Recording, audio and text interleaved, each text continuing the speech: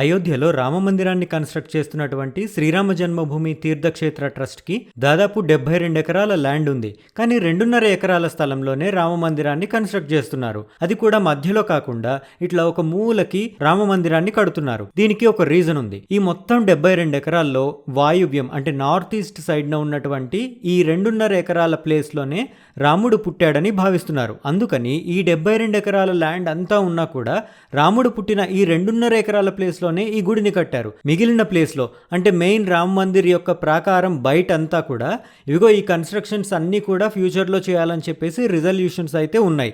ఇంకా భక్తులకి అకామిడేషన్ కోసం, బిల్డింగ్స్ కట్టడం కోసం ప్రాజెక్ట్స్ కూడా రామ్ మందిర్ ట్రస్ట్ అనేది ఫ్యూచర్ లో చేయొచ్చు. ఈ రామ్ మందిర్ కన్స్ట్రక్షన్ లో చాలా ఇంట్రెస్టింగ్ విషయం, క్రూషియల్ విషయం ఏంటంటే ఒకటి మాట్లాడుకోవాలి మనం. ప్రతి సంవత్సరం శ్రీరామనవమి రోజున మధ్యాహ్నం 12 గంటలకి సూర్యుడి కిరణాలు రామ మందిరంలో ఉన్నటువంటి గర్భగుడిలో ఆ బాలరాముడి విగ్రహం యొక్క నుదిటి పైన పడేలాగా డిజైన్ చేశారు. అట్లా సూర్యకిరణాలు 6 నిమిషాల పాటు గర్భగుడిలోని శ్రీరాముడి విగ్రహం మీద నుదుటి మీద పడేలాగా సెట్ చేశారు. సో దీన్ని ఏమని పిలుస్తున్నారంటే సూర్య తిలక్ అని చెప్తున్నారు. దీనికోసం సెంట్రల్ బిల్డింగ్ రీసెర్చ్ ఇన్స్టిట్యూట్ ఒక స్పెషల్ వ్యవస్థని తయారు చేసింది. ఇంకా వీళ్ళకి ఇండియన్ ఇన్స్టిట్యూట్ ఆఫ్ ఆస్ట్రోఫిజిక్స్ కూడా హెల్ప్ చేసింది. ఇక్కడ రామ్ మందిర్ యొక్క కన్స్ట్రక్షన్ బయట నుంచి చూస్తే గనక గర్భగుడి ఉన్న ప్లేస్ లో దాదాపు 3 అంతస్తులంత హైట్ ఉంటుంది. ఎంట్రన్స్ దగ్గర 2 అంతస్తులుగానే నిర్మించారు. కానీ 3 అంతస్తుల ఎత్తులో ఉన్నటువంటి గుడి గోపురం నుంచి సూర్యుడి కిరణాలు లోపలున్న విగ్రహం మీద పడడం అనేది ఇంపాసిబుల్ కదా.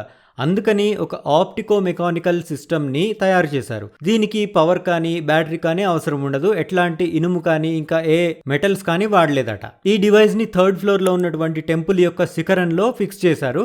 ఈ డివైస్ ఏంటంటే కొన్ని రకాల ట్యూబ్స్, మిర్రర్స్, గ్లాసెస్ యూజ్ చేసి తయారు చేశారన్నమాట. పైప్ లో ఫిక్స్ చేసినటువంటి రిఫ్లెక్టర్స్ తో ఈ సూర్యకిరణాలు గర్భగుడిలో దాకా వస్తాయి. అట్లా శ్రీరాముడి విగ్రహం ఉన్న నుదుటి మీద డైరెక్ట్ గా పడేలాగా లెన్స్, రిఫ్లెక్టర్స్ చాలా యాక్యురేట్ గా సెట్ చేయబడ్డాయి. ఇక్కడ ఒక సమస్య కూడా ఉంది.